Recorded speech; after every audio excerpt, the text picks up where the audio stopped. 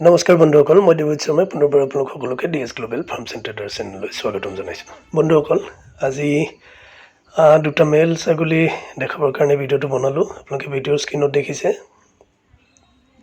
এইবোৰৰ মেল ছাগলীটো।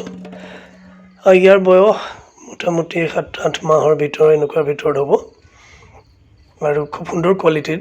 আপোনালোকে নিশ্চয় দেখিছে ভিডিঅ'টোত যে ছাগলীটোৰ কালাৰ কম্বিনেশ্যন, তাৰ বেৰেল চাইজ, তাৰ বন চাইজ, তাৰ শিং, তাৰ হেড মাৰ্কিং, গোটেইখিনি যদি চাই সকলো ফালৰ পৰা খুব সুন্দৰ এটা বয়ৰ মেল হয়।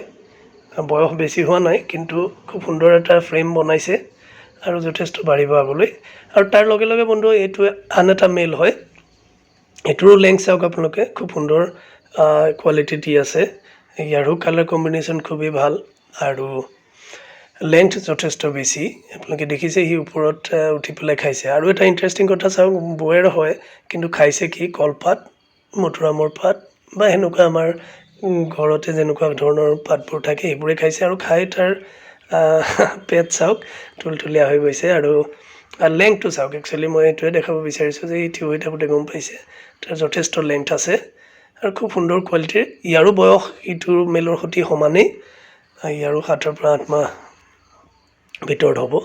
তো মই একচুৱেলি কি, মোক বহুত বন্ধুৱে কৈ আছিল ছাৰ মেল লাগিছিলে, মেল 2-এটা দেখুৱাওক, মেল দিয়ক বয়েৰৰ মেল।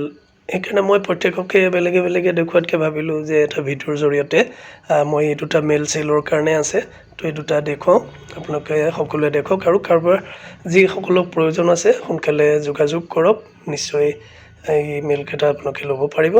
তো আজি ভিডিঅ'টো ইমানেই আছিল, ধন্যবাদ।